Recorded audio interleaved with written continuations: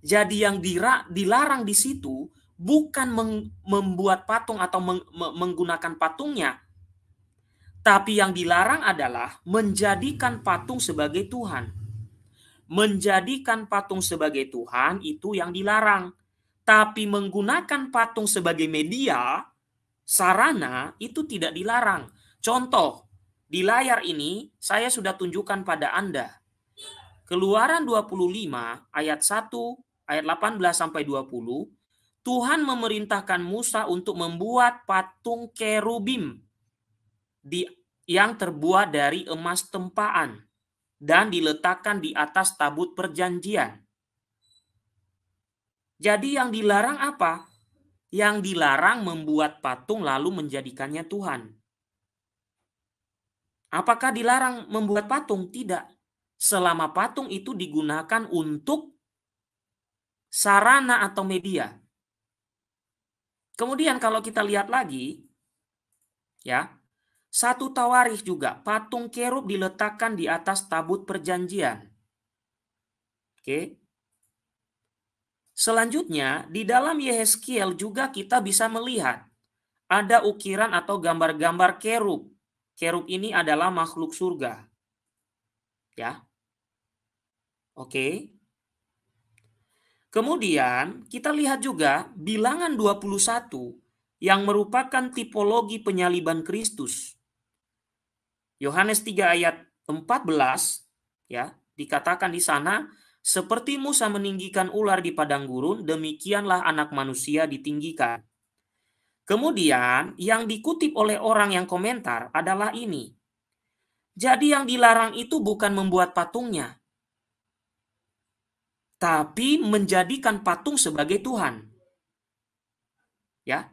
Jadi dengan demikian, kalau kita membuat patung dengan tujuan bukan untuk menyembah dan untuk menjadikannya Tuhan, maka diperbolehkan kepada kita.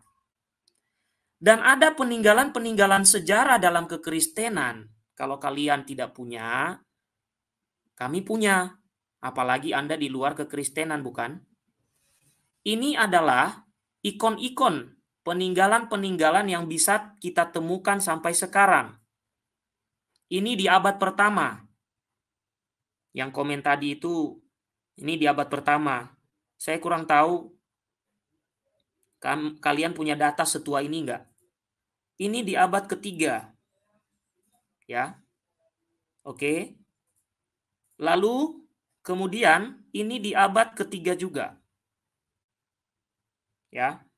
Kemudian ini di abad ketiga juga. Oke. Kemudian yang lainnya lagi ini di abad keempat.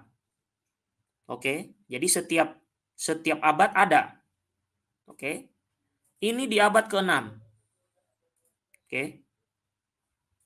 Nih. Oke. Nah,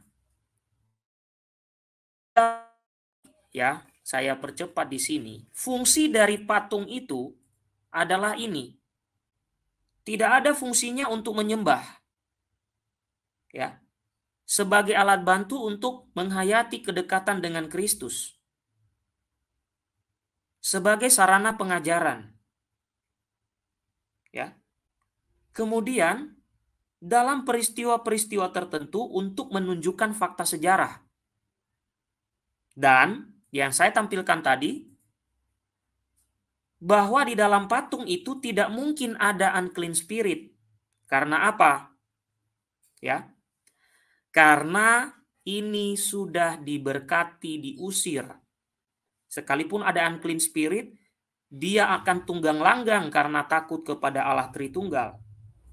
Dan yang terakhir ingat, sebenarnya unclean spirit itu berasal dari pikiran dan hati manusia, ya, yang jorok, yang buruk, yang tidak baik. Jadi unclean spirit itu masuk kepada hati manusia dan pikiran hati manusia, seperti yang komentar-komentar tadi yang tidak jelas itu. Oke, sekarang saya sambut dulu tamu kita ini ya, Paman Dimgus. Selamat malam, silakan Paman. Malam. Nama Kristus, ya, Paman. silakan Paman. Iya, saya juga sebenarnya punya beberapa data soal apa namanya apologetika patung. Waktu itu saya apa namanya mereply sebuah apa namanya konten yang dibuat oleh Open Biblika di YouTube waktu itu, tapi sekarang sudah di take down soal pembuatan patung. Untuk tambahannya, memang sudah benar menggunakan Keluaran 20 ayat 3 sampai 5 dilihat secara keutuhannya.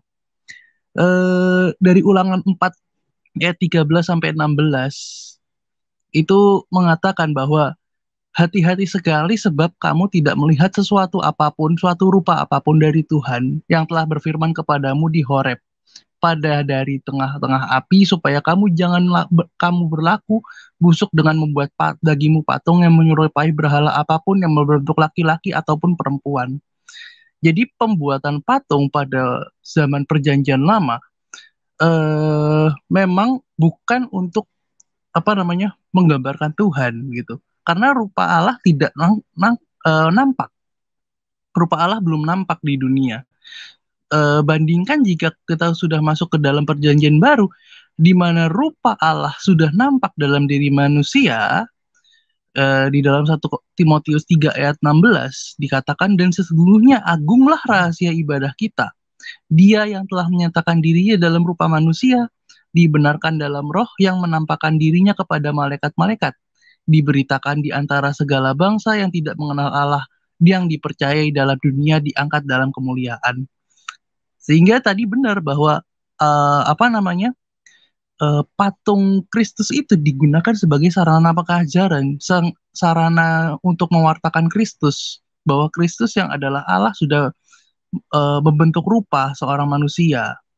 Jadi Tuhan telah menyatakan dirinya dalam rupa manusia. Jadi cukup jelas bahwa Perjanjian Lama menolak untuk merupai Allah dan tidak dapat digunakan lagi karena dalam Perjanjian Baru Allah telah menyatakan dirinya dalam rupa manusia, yaitu Yesus Kristus. Itulah sebabnya gereja tidak lagi menunjukkan rupa Allah itu maupun dinyatakan kepada seluruh bangsa. Bahkan kepada bangsa-bangsa yang tidak mengenal Allah. Gereja menyatakan rupa Allah ini melalui gambar atau patung Kristus kepada seluruh bangsa.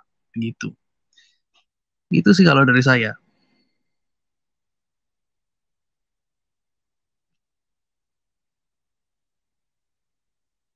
Oke, terima kasih Paman Dimgus. Silakan Paman Alvin. Silakan Paman. Halo Paman Alvin. Halo. Halo. Oke. Mic-nya Paman Dwi, dibuka, silakan Paman Paman Dwi. Alvin, mic-nya. Paman Alvin, mic-nya dibuka.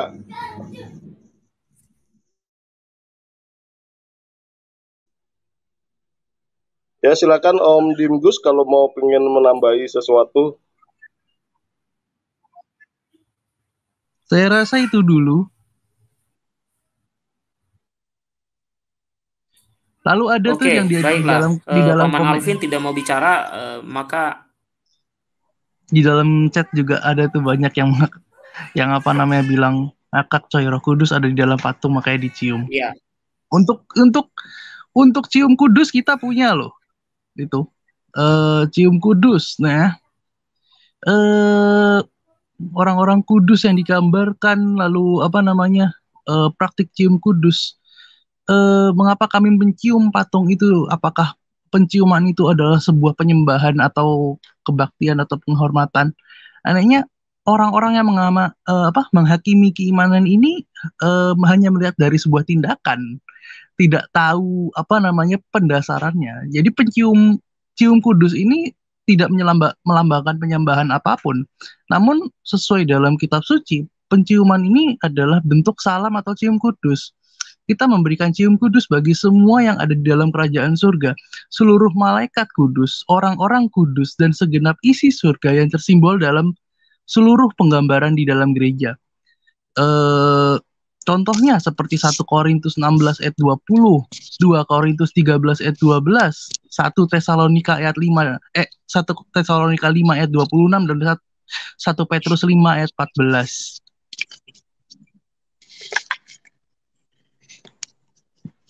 Itu pendasaran cium kudus gitu loh. Jangan bilang kalau apa namanya orang-orang kudus itu adalah orang-orang mati, dan sehingga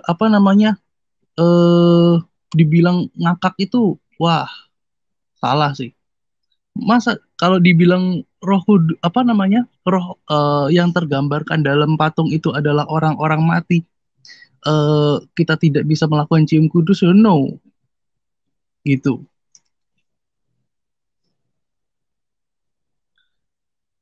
Makanya cium kudus itu, cium kudus itu melambangkan bahwa ada relasi antara kita yang masih hidup, yang berziarah di bumi ini, dengan orang-orang yang sudah meninggal, yang sudah mendapatkan kemuliaan, gitu loh. Oke, itu sih dari saya.